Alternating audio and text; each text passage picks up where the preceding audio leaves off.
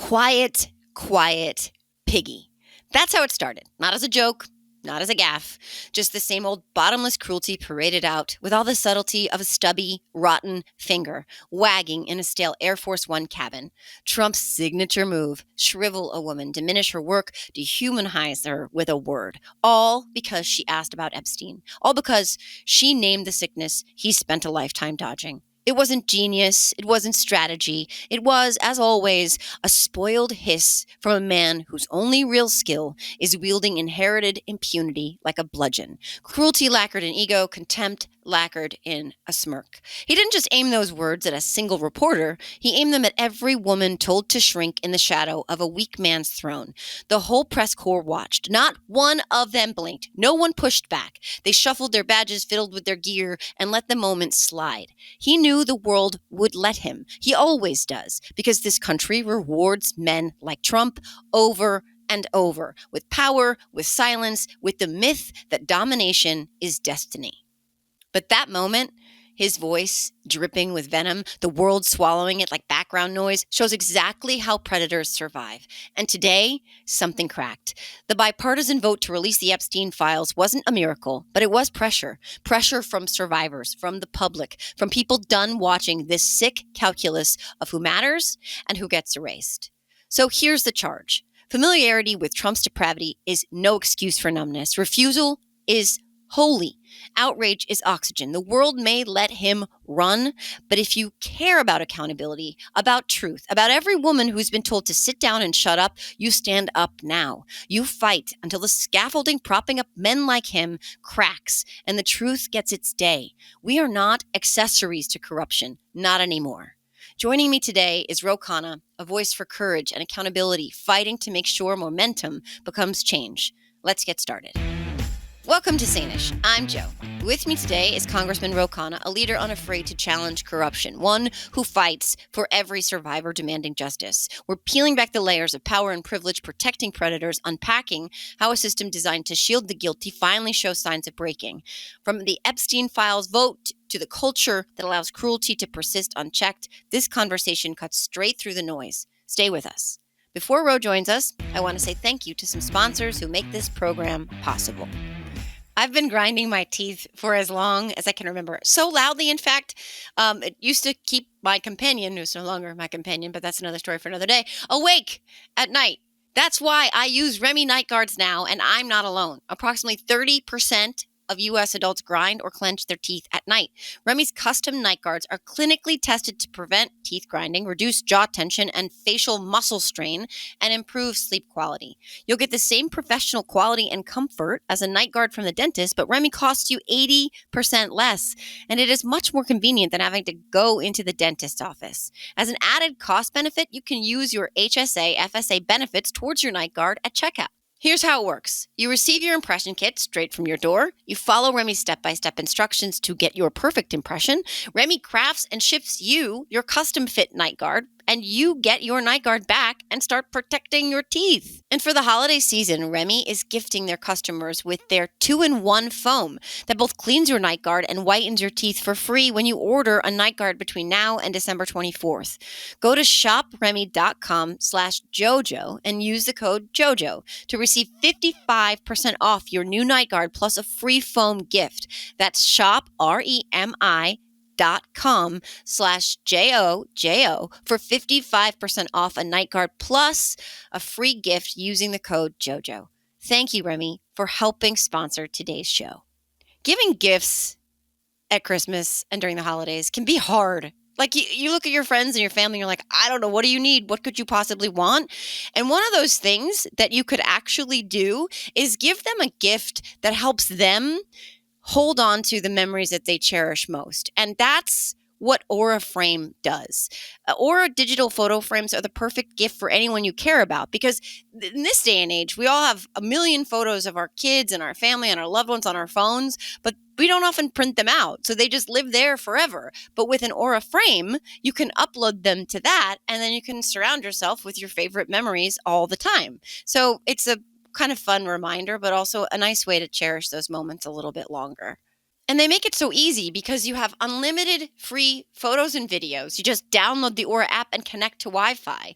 And also, you can share your photos and videos effortlessly straight from your phone all year long. For a limited time, visit auraframes.com and get $45 off Aura's best-selling Carver matte frames, named #1 by Wirecutter, by using the promo code JOJO at checkout. That's AURA frames.com, promo code JOJO, JOJO. This exclusive Black Friday Cyber Monday deal is their best of the year.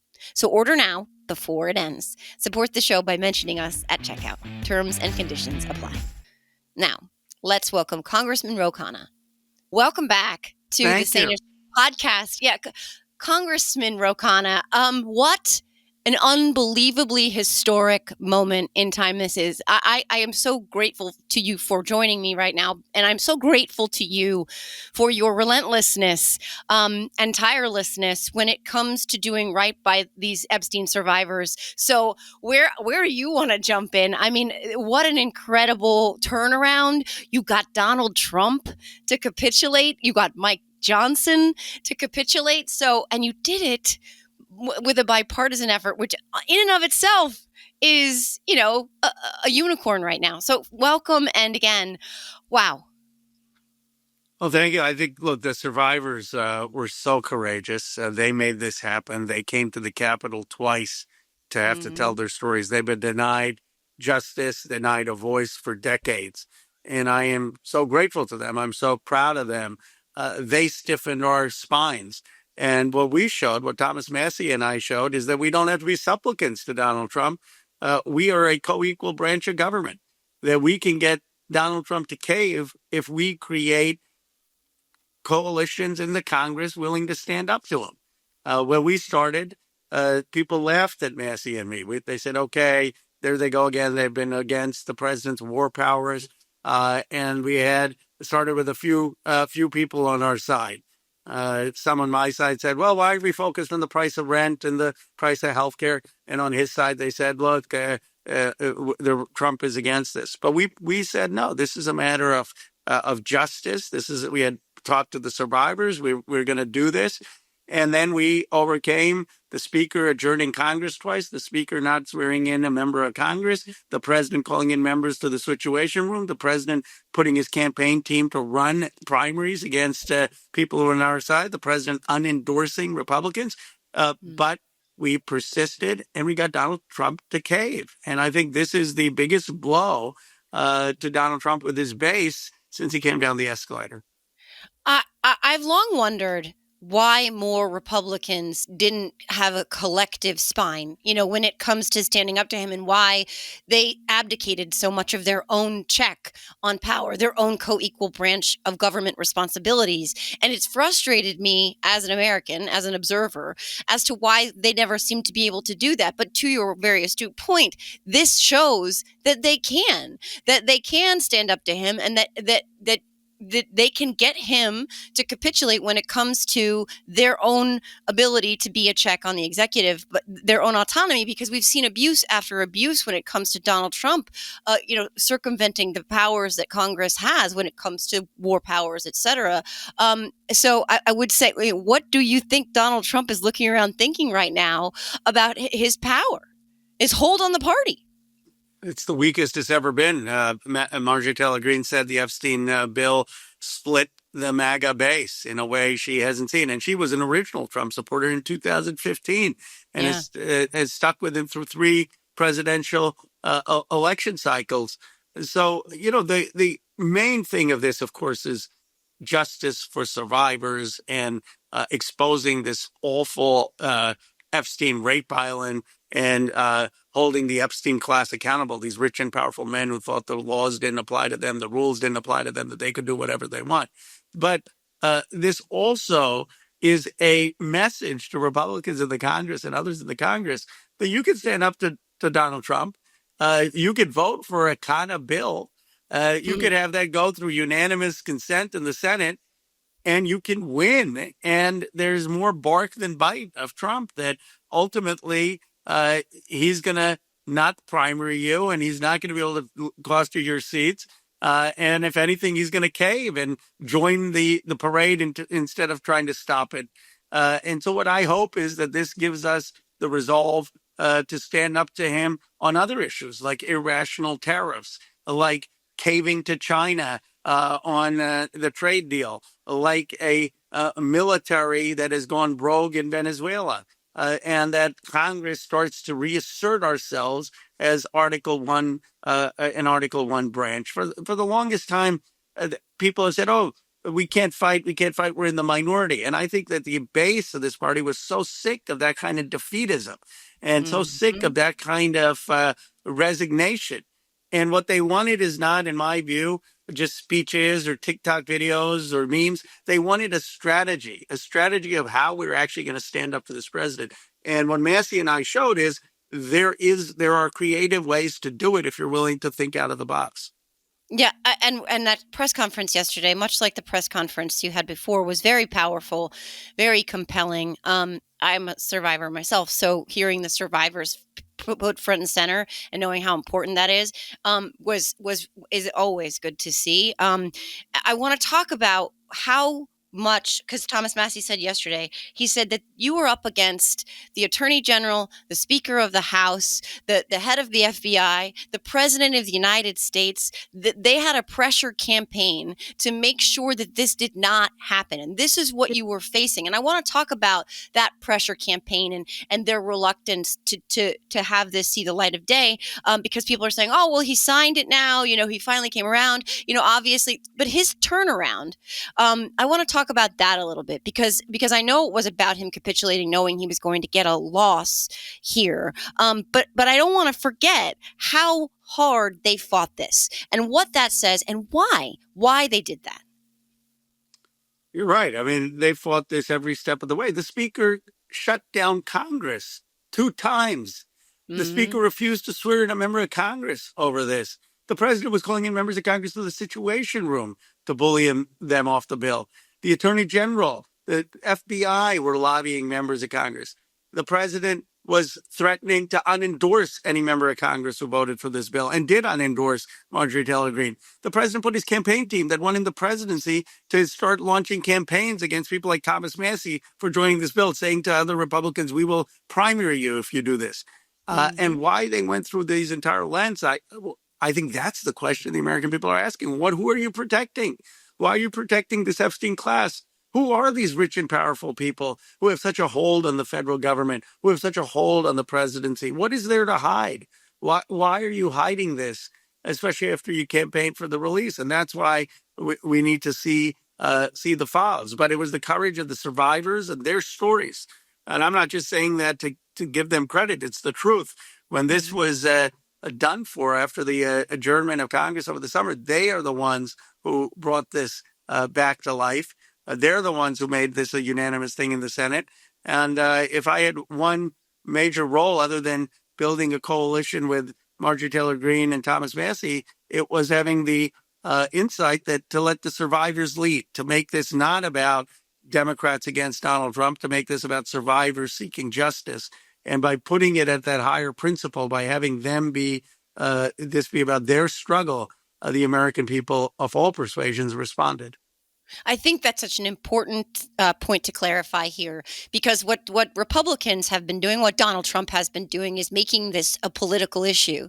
It's not a political issue. This is nonpartisan. When it comes to these survivors and the abuse that they had to endure and what they have to grapple with still to this day, the trauma that they have to unpack every single day, it's not political. I mean, the Republicans are still calling this a Democratic witch hunt and a hoax, and Donald Trump, even though he signed it in his screed about it, was basically still making this political.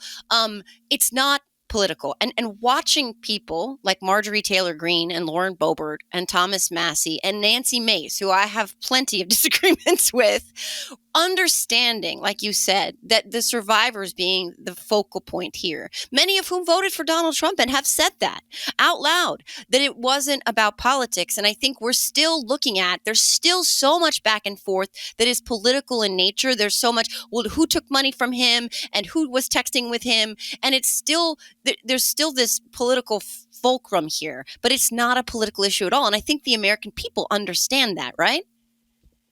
The American people understand. Look, the amount of survivors I met who said we voted for Donald Trump, and some we voted for him because we wanted the release of these Epstein files, and we're disappointed in him. And by the way, they still are saying we'd like to meet with him. We'd like him to release the files. Massey, myself, and Marjorie Taylor Greene never made this political. If you look at those press conferences, we didn't speculate about what Trump's involvement in the files. We said, Mr. President, release the files. Please meet with these survivors. Please take them seriously. And their stories are harrowing. They still feel guilt. And as a survivor yourself, I'm sure you have even a greater capacity for empathy than I do. But I was just struck at how raw 30 years, 40 years later, these emotions were, the trauma was. Some of them had guilt because they were being abused or raped, and they didn't want to do that. So they recruited other junior high students or high school students to go in their place. And one of the survivors broke down in tears, saying how guilty she felt about all of this. Another one said, I don't remember exactly what happened to me, and I want to see the files so I can remember what the trauma was, so I can understand. I grew up with a father who was fairly stoic, and I'm not easily moved to tears, but I was so emotionally affected by these survivors. And what started out for me on a principal issue became a very personal issue. And these survivors are just incredible heroes, really. And they've been cut out of so much of this administration's approach to all of this. I mean, from conversations Todd Blanche had with Ghislaine Maxwell, they were not privy to that conversation. They had no idea that Ghislaine Maxwell was moved from a relative security prison to a bougie Club Fed, where she now has a therapy puppy. And we have from Jamie Raskin that people in that prison camp are complaining of that they're tired about being her bitch. The survivors weren't included in any of that. It was very much predator focused. And also I want to talk about that to me, that is a massive scandal. And I still don't feel like we have even remotely scratched the surface on that story, on why she was moved after that interview, if you want to call it that. Todd Blanche, Donald Trump's former personal attorney, goes down there to Ghislaine Maxwell and has her exonerate Trump, which was, again, she's a known liar. But this move to this prison camp where she has access to the internet and she can have guests and she has a therapy puppy and yoga. Why isn't that a bigger scandal? And also getting back to it again, what does that say to the survivors that he won't meet with? Nothing offended the survivors more than Donald Trump trying to pardon Ghislaine Maxwell or moving her to a more luxurious prison. The reason I know is in our first press conference, we had said, look, we need to focus on the release of the Epstein files in the bill. And yet almost every survivor went on in front of the microphone and expressed how outraged they were about Maxwell and the pardon and someone who abused them having this type of treatment because they were so offended by it. I mean, think about it. Someone has abused you, and now the president of the United States is saying, well, I maybe just pardon them. I'm going to make them be in a more comfortable prison environment. It's the ultimate slap in the face of these survivors. Right. And again, I would ask the press why they're not asking these questions, because we don't have an answer. We don't have a lot of answers. We don't have answers as to, again, why they dragged their feet on this, why Pam Bondi said suddenly there was nothing there after saying that she had those files with all those influencers. Then all of a sudden, poof, there's so many unanswered questions. The questions that I'm fielding the most from my friends right now, questions I don't have answers to, which is why, in part, I'm so glad to talk to you right now, is what is the status of this bill now? Like I said, he signed it privately last night. No pomp and circumstance with this accompanying screed of lies. But my friends keep asking me as if I'm an expert on these things, only because I ask the questions. What happens now? Because obviously the survivors have also voiced this. They don't trust them to take them at their word. But they're compelled. They have 30 days to comply with this legislation. But Pam Bondi was talking about this open investigation into Democrats. My friends are worried and I think rightfully so, that they're not going to comply or that they're going to find workarounds. So can you help me unpack that a little bit, and can you try to assuage some of those concerns? Well, they're right to be concerned. I mean, I don't trust this administration with anything. So it would be naive to say, okay, now that we passed the law, our work is done. But we have really raised the stakes because before our law, Donald Trump made a campaign promise to release these files, but there was no law requiring him to release these files.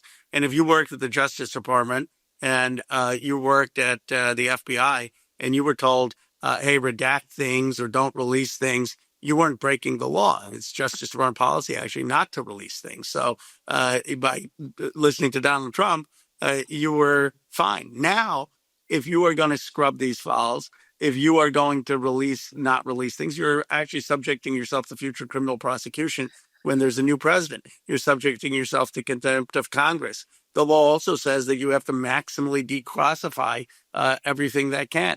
The law says that you can't withhold documents on more than a temporary basis, a narrowly tailored basis. And so there are going to be a lot of Justice Department officials, a lot of FBI officials who are going to look at this and say, you know what? I don't want to go to jail after Donald Trump's done for this. And that is why it was so important for this to be a law. This was not some resolution. It was not a let's please do this. This was you are going to be federally prosecuted if you tamper with the release of these files. And I believe as long as the media stays on it, as long as we continue to demand this, we will get those files. We'll have more with Ro in a moment, but with today's holidays coming up, I'd like to talk about things I'm loving right now. I don't talk about this a lot because nobody likes to talk about their weight a lot. But after my daughter was born, my second child, I weighed in at 238 pounds on a 5'4" and a half-inch frame. I need that half inch. I claim that half inch with every ounce of my soul.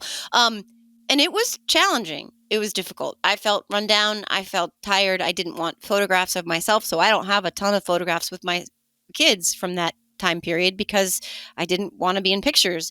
And I get it. It's hard. It's really hard to lose weight. And there's no shame in looking around for help. And I got to tell you, I've been using Veracity, and it's helped not only now kind of trim some extra pounds. Let's be real, right? I'm 51. It's not easy, but it helps with my focus and energy too, which is half the battle, right? Like at the end of the day, the last thing I want to do, especially when it's so dark so early, is go to the gym. And Veracity is an all-natural way to slim down, get energized, and sharpen your focus. Veracity is revolutionizing the health industry by tackling the root cause of so many issues with people's metabolism. If your goal is weight loss, try Veracity's Metabolism Ignite, the #1 doctor-recommended GLP-1 booster and GLP-1 alternative with no side effects and no allergens. Metabolism Ignite is a natural, safe, plant-based aid that results in an 85% reduction in hunger and is clinically proven to help people lose, on average, 9 pounds in 90 days. By the way, Veracity isn't just for weight loss. Their products can also help you manage stress levels, your gut health, burnout, and more.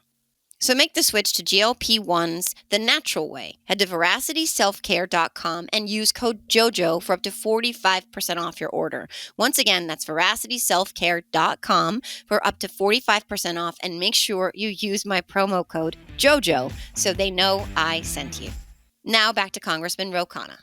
And the language in the law, the language Mike Johnson very much wanted changed by the Senate. Sorry, Mike. He looked like the angriest elf in the Keebler elf house, but in the Keebler Key house, whatever it's called. But they didn't change the language. And the language you were just referring to is so important because people will say, and I get it, they're like, they're going to just scrub it. He's had time. He's had the FBI going through these files, scrubbing these files, removing his name. So whatever he does release is going to be scrubbed, redacted in any way, shape, or form that implicates him. But what's in the bill, it makes that incredibly difficult, if not impossible to do. And like you just said, like if they're going to do that, they have to explain it. All of that stuff. Those are important distinctions that the Senate did not change, which I think is fascinating as well.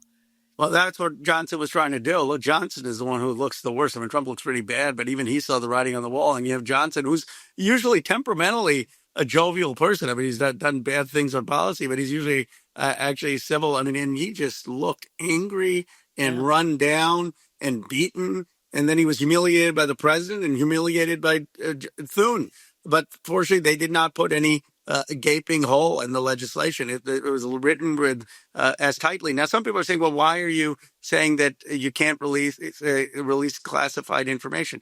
If we had put a in the law that the president was not allowed to classify information, the law would be struck down tomorrow as unconstitutional by the Supreme Court. You can't restrict the president's power to classify. But what we did put in the law is that you have maximally unclassified, and you need to provide a reason for the classification. So what we did is the best we could do while still being constitutional. The president can classify anything, anytime. That's his power, and we anticipated that and tried to limit that. That was a genius on your part, because you've all learned this particular animal. I mean, again, speaking about that press conference yesterday, even Marjorie Taylor Greene, no love for Marjorie Taylor Greene on 99.999% of all the things that she's said. But on this, I align with her, and I'm grateful, which is hard to say out loud, but I am grateful because she's been clear-eyed on this. But even she said, I don't go by people's words. I wait for their actions, and I will wait to see when the Department of Justice does what they are being compelled to do. And we have 30 days, right? So within which they need to comply. And this question of noncompliance will implicate a lot of people who are not protected by any sort of immunity, that they will be, suspect or subject to prosecution. And I really do hope that compels people to do the right thing and to comply with the law. I mean, that's the thing. With Donald Trump, we can expect that he won't comply with so many laws and so many court orders, et cetera. But hopefully the rank and file and those people beneath him, they will. Absolutely. And they're more likely to comply with the law and knowing that the Democrats can take back Congress, and Robert Garcia, as chairman of oversight, could hold them in contempt. They're more likely to comply with the law knowing there's a good chance that a Democrat could succeed Donald Trump. I mean, you're taking a huge chance if you're putting all your eggs in the basket of perpetual Donald Trump rule. And the weaker he is, the more people are willing to stand up. But I've described this to friends as a Wizard of Oz moment. I think part of the way that Donald Trump got compliance is by scaring people about the consequences, and very few people were willing to stand up to him and call him out. But it turns out when you do stand up to him and call him out, there's not as much bark there, that he actually surrenders, that he actually caves. And this should be the model for our taking him on. And this should be the model for how we build an enduring majority. The Democrats should have a lot of confidence right now in this. We needed that, because what we saw last week with the continuing resolution and the deal on that was the opposite. I think a lot of Democrats, I know my friends, my peers, were disappointed by that resolution. We could talk about that on another day, but we needed something to look to the future. We needed some wind in our sails. We needed to see some fight. And so what we saw from you and so many others has been that fight. And I'm extremely grateful for that. I just wanted to ask the last question I'm curious about, because we both agreed that this is not a political issue, but there's a lot of mud throwing right now, tons of mudslinging between Democrats and Republicans. But what I've been fielding a lot, and I know how I feel about this, is, well, if it's Democrats, you're not gonna care as much, or you're gonna look the other way. And my opinion on that is, I don't care what letters next to your name. You need to be held accountable if you were involved in any way, shape, or form, not only in this horrific crime, but in covering it up.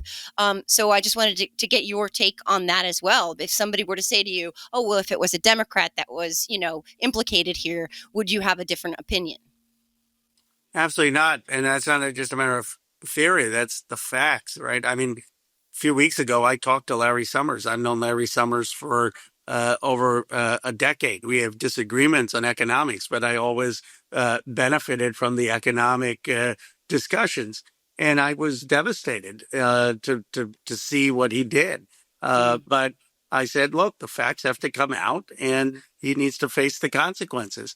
The British ambassador who resigned, he architected Gordon Brown and Tony Blair's victories. In fact, so far, the people who've been held accountable are more affiliated with Democrats. What I don't agree with is Donald Trump trying to politicize it and shield people who are Republicans or target people based on party. But what Yeah, Massey and I said is we need to make sure everyone is accountable. And that entire Epstein class of people, rich and powerful men who thought that the rules didn't apply to them, that needs to go. There needs to be a public accountability. That's not the future of this country. It's not our generation. They just need to be held accountable. I agree, and it's not a left versus right issue. This is exactly what you're talking about, and I think that by and large, the American people understand that. And I thank you so much. I'm so unbelievably humbled that you joined me, and that you've been able to articulate all of this so well, and that you didn't stop fighting for the survivors, and you're not going to stop fighting for the survivors. And I'm really looking forward to what comes next. And I'm not looking forward to what is in those files, because I know that is going to be a reckoning for so many, and it's going to expose some just unbelievably ugly behavior that has long been in need of justice. But I thank you so much for your tirelessness on this and on all things. Well, I thank you because you've been calling for us to stand up and fight for our values. And it's people like you and certainly the survivors who are showing us the way forward. So thank you. And I hope and I know you will continue your advocacy. 100%. And I know this is not our last conversation, so I can't wait to talk to you again. Sounds great. Ro Khanna's fight reminds us that momentum without courage is meaningless, and that the cost of turning away from truth is measured in countless lives. Subscribe, share, and stay loud, because the work to tear down rotten institutions and build accountability anew is just beginning. Stay brave, be kind to each other, and stay sane-ish.